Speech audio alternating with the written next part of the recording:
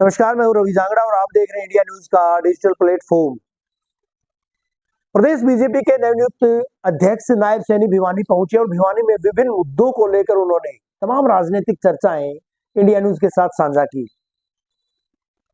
भूपेंद्र सिंह हुड्डा के द्वारा जिस तरह से 4 उप मुख्यमंत्री बनाए जाने की बात कही गई थी, उस पर भी उनके द्वारा स्वतः टिप्पणी की गई, चुटकी ली गई। उनका कहना था कि आखिर क्यों ये लॉलीपॉप थमाने की बात कही जा रही है, क्यों 4 उप मुख्यमंत्रियों की बात कही जा रही है। महज और महज कांग्रेसी नेता लोगों को बरगलाने का काम कर रहे हैं।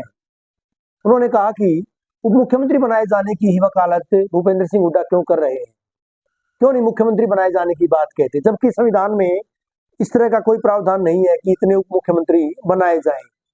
तमाम लोगों को मुख्यमंत्री बनाए जाने की बात क्यों नहीं कही जाती। महज और महज लोगों को बरगलाने का काम कांग्रेसी नेताओं के द्वारा किया जा रहा है। उन्होंने टिप्पणी करते हुए ये भी कहा कि जिस कांग्रेस के नेता, चाहे राहुल गांधी की बात करें या प्रदेश कांग्रेस के नेताओं की बात करें, वो देश के प्रधानमंत्री नरेंद्र मोदी व सूबे के मुख्यमंत्री मनोहर लाल पर अनर्गल बयानबाजी करते हैं, अनावश्यक टिप्पणियां करते हैं, घटिया तरीके से जो बातें कही जाती हैं, बेतुकी बयानबाजी की जाती है, वो उनकी मानसिकता को दर्शा रही है। दरअसल उनकी दुकान में माल खत्म हो चुका है, ऐसा कहना है नायब सैनी का। उनका यह भी कहना था कि जिस दुकान से माल खत्म हो जाए तो फिर सामान जब खत्म हो जाता है तो दुकान नहीं चलती है। कुछ ऐसा ही कांग्रेस के साथ भी हो रहा है। इस तरह की टिप्पणी उनके द्वारा की गई। उन्होंने कहा कि कांग्रेसी नेता अनर्गल और अनावश्यक फिजूल की बयानबाजी कर रहे हैं। कुमारी शैलजा की यात्रा जो कि 10 लोकसभा क्षेत्रों में निकाले जाने की बात कही जा रही है, उस पर भी नायब सिंह सैनी ने चुटकी ली, टिप्पणी की कि ऐसी यात्राओं का क्या फायदा है।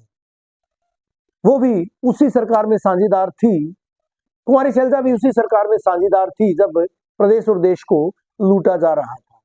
साथ ही उन्होंने कहा कि अरविंद केजरीवाल दोगली राजनीति करते हैं। दिल्ली में यमुना का प्रदूषण खत्म किए जाने की बात कह रहे थे, वो प्रदूषण 10 साल हो चुके हैं, आज तक खत्म नहीं हो पाया है। तो वहीं पराली प्रबंधन की बात कहें तो हरियाणा और किसानों पर ठीकरा फोड़ा जा रहा है, जबकि सुप्रीम कोर्ट भी ये बात कह चुकी है कि हरियाणा प्रदेश ने जिस तरह से पराली प्रबंधन किया था, पंजाब को और दूसरे राज्यों को भी उससे सबक लेना चाहिए। उन्होंने कहा कि पंजाब के नेता और दिल्ली के नेता, तमाम नेता जो है भ्रष्टाचार में लिप्त पाए गए हैं। दिल्ली और पंजाब के आम आदमी पार्टी के नेता भ्रष्टाचार में लिप्त पाए गए हैं, जेलों में बंद है। ऐसे में आम आदमी पार्टी किस तरह की वकालत करती है। आम आदमी पार्टी ये नाम रखकर, यानी अपनी पार्टी का आम आदमी पार्टी नाम रखकर अरविंद केजरीवाल ने आम पब्लिक का या आम आदमी का अपमान किया है, जिसको लोग बर्दाश्त नहीं कर पा रहे। उन्होंने कहा कि एक बार फिर से प्रदेश व देश में बीजेपी की सरकार बनेगी, 5 राज्यों में कमल खिलेगा। मुख्यमंत्री के तौर पर एक बार फिर से कहीं ना कहीं अगर बात करें, मनोहर लाल खट्टर विराजमान हो, ऐसा उनका दावा है। साथ ही ये भी कहा है कि व्यवस्था परिवर्तन करने का काम मनोहर लाल ने किया है। देश के प्रधानमंत्री नरेंद्र मोदी एक बार फिर से तीसरी बार प्रधानमंत्री बनेंगे, क्योंकि जिस तरह का काम उनके द्वारा केंद्र में किया गया है, बीजेपी शासित राज्यों में जिस तरह से काम किया गया है, वो अब सबको दिख भी रहा है।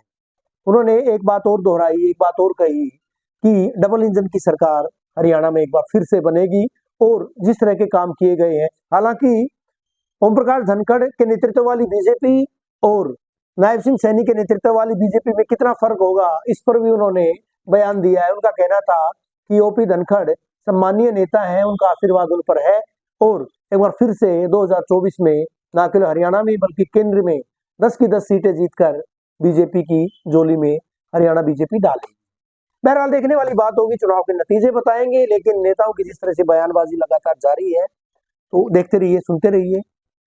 लगातार इंडिया न्यूज के डिजिटल पेज पर हम बने हुए हैं, देखते रहिए, लगातार खबरें जारी। बने रहिए हमारे साथ।